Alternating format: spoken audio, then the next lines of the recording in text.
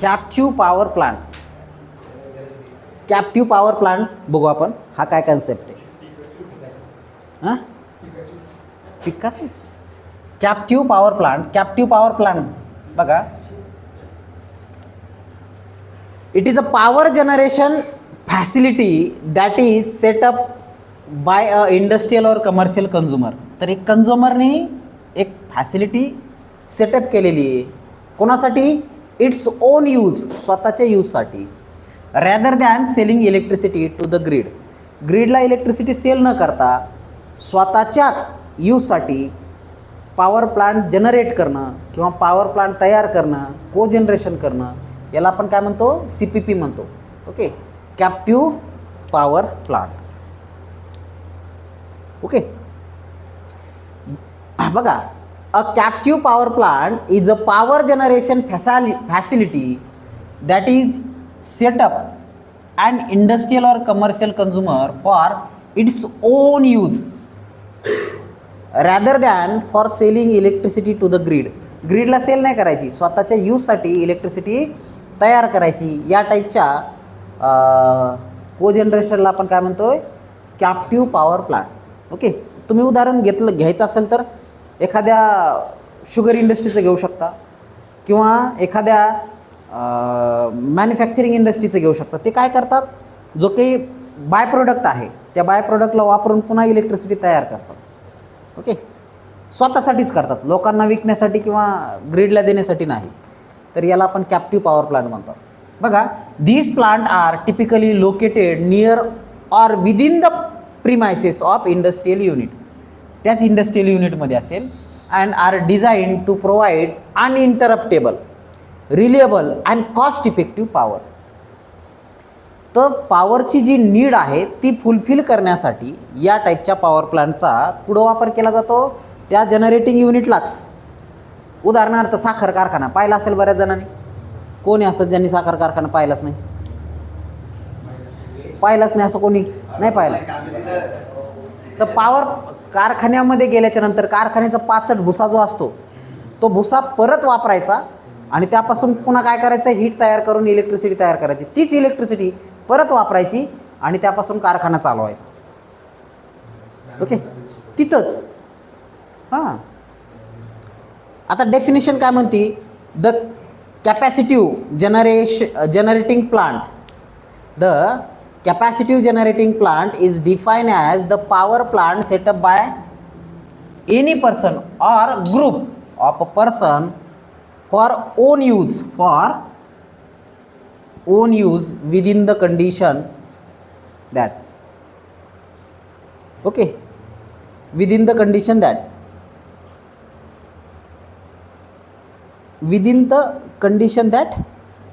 त्या प्रिमायसेस मध्ये that can be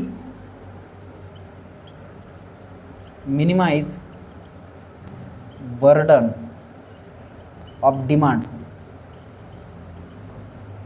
okay, तर याला आपण काय म्हणतो, एक सेंटेन्स राहिलं आहे बहुतेक.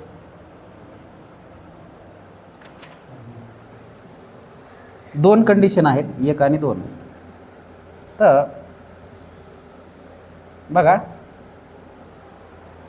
अ capacitive generating plant, okay, CGP is defined as the power plant set up by any person or group of person for own use, okay, within the condition that number 1, at least 51% of power generation is consumed by itself.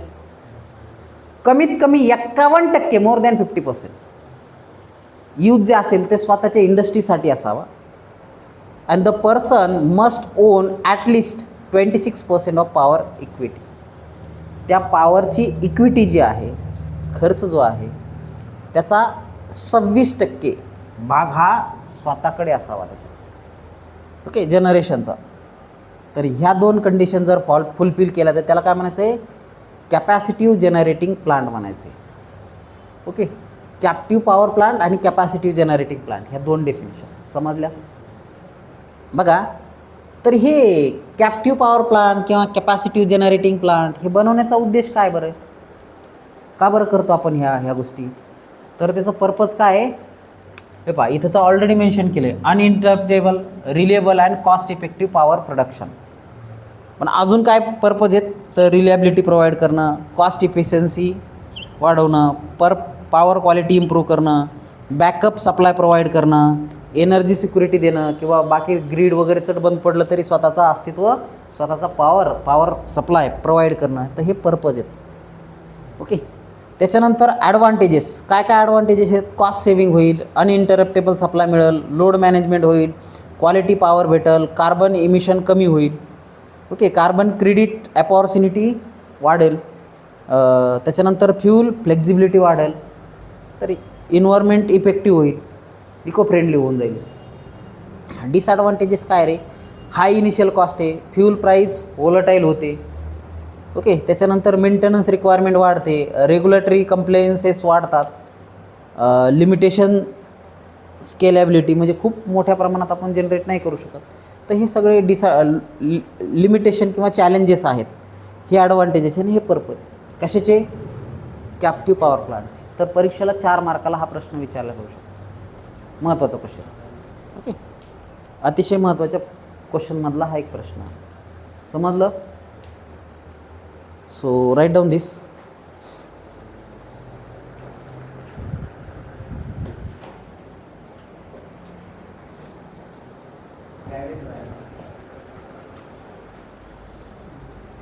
Captive power plant, regulatory framework in India. भारतामध्ये जर त्या पद्धतीचा plant टाकायचा असेल, plant बनवायचा असेल, तर काय रेग्युलेटरी ॲक्शन किंवा की हायलाईट बघतोय आपण, काय घ्यावं लागतील ते आपण बघणार आहेत. तर बघा, related under the electricity act 2003च्या इंडस्ट्री ॲक्टनुसार कसा फ्रेमवर्क असावा, cogeneration plant with CPP साठीचा फ्रेमवर्क कसा असावा. ओके. तो ओपन स्पेस प्रोव्हिजन, जागा भरपूर पाहिजे. ओके. तर allow CPP to permit power cross state for self use. स्वतःच्या यूजसाठी जरी असला तर त्यासाठी सफिशियंटली स्पेस तुमच्याकडं व्यवस्थित पाहिजे, जेणेकरून तुम्ही ते को जनरेशन प्लांट वापरणार आणि तुमच्याच यूजसाठी तुम्ही ते वापरणार. त्याच्यानंतर exemption for cross subsidy surcharge if fully complying with CPP rules. सगळे CPP रूल्स जर वापरले तर तुम्हाला काय सबसिडी भेटणार आहे? क्रॉस सबसिडी सरचार्ज भेटणार आहे. ओके. तर याच्यामध्ये टॅक्स बेनिफिट असतात, त्याच्यानंतर बरेच बेनिफिट्स असतात. Okay. Share benefit, tax benefit, अशा पद्धतीचे एक्झम्पशन तुम्हाला तिथं मिळणार आहेत. ओके. तर हे त्या फ्रेमवर्कमध्ये आहे. त्याच्यानंतर सब्जेक्टिव्ह पोल्युशन कंट्रोल नॉर्म्स. जर स्पेशली पोल्युशन कंट्रोलसाठी आपण जर वापरत असो तर त्याला ॲडिशनल बेनिफिटसुद्धा मिळणार तुम्हाला. अँड बघा, त्याच्यानंतर net marketing allow for renewable captive project in same state. तर या पद्धतीचे जर रिन्युएबलचे जर प्लांट तुम्ही वापरत असाल तर त्याला ॲडिशनल बेनिफिट शासन देतं आहे अजून. तर हे रेग्युलेटरी फ्रेमवर्क आहेत भारतामधले, कशासाठीचे? CPP साठीचे. जे काय करणार म्हणजे CPP तर स्वतःच्या यूजसाठी आपण बनवाच लागलो, पण त्याच्यासोबत ॲडिशनल बेनिफिट तुम्हाला मिळणार. उद्या जर समजा तुम्ही शुगर इंडस्ट्री टाकली तर शुगर इंडस्ट्रीमध्ये ह्या सगळ्या गोष्टी आपण ॲडिशनल आपल्याला बेनिफिट तिथं मिळणार आहेत. तर ॲक्ट फॉलो करायचे, ओपन स्पेस यूज करायचा आहे, त्याच्यानंतर एक्झम्पशन मिळवायचं आहे, सबसिडी मिळवायची, पोल्युशन कंट्रोलचे नॉर्म्स फॉलो करायचे. आणि हे जर केलं तर तुम्हाला additional net marketing, net metering जे अलाव करतात, म्हणजे 2 वे कम्युनिकेशन. कशाचं?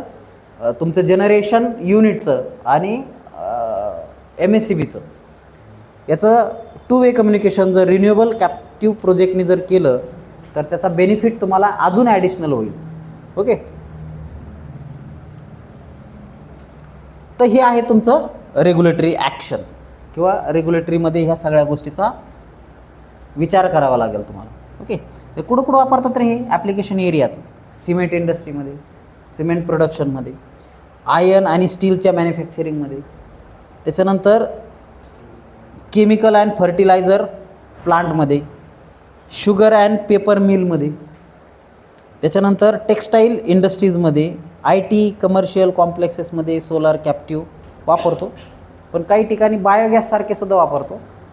तर हे सगळे ह्या इंडस्ट्रीज आहेत. या इंडस्ट्रीमध्ये या टाईपचा प्लांट वापरून आपण बरंच कोजनरेशनच्या मदतीनं एनर्जी कॉन्झर्वेशन करू शकतो, इको फ्रेंडली इलेक्ट्रिसिटी जनरेट करू शकतो आणि त्याचा फायदा ओनरला तर होणारच, परंतु पर्यावरणाला सुद्धा होणार आहे. आणि या माध्यमातून खूप मोठ्या प्रमाणामध्ये काय होईल रे, एनर्जी कॉन्झर्व होईल, ऊर्जेचं संवर्धन होईल आणि पर्यावरणाचं सुद्धा संवर्धन होईल त्याच्यातून. ओके, त्याच्यामुळे तुम्ही बघा एखाद्या शुगर इंडस्ट्री किंवा कोणत्या इंडस्ट्रीच्या सराउंडिंग खूप मोठ्या प्रमाणात झाडं लावले जातात. त्याच्यानंतर कोजनरेशन बी तिथंच केलं जातं आणि कार्बन इमिशन कमी करण्याचा प्रयत्न या फ्रेमवर्क थ्रू केला जातो. येतं लक्षात? So this is CPP. So write down this.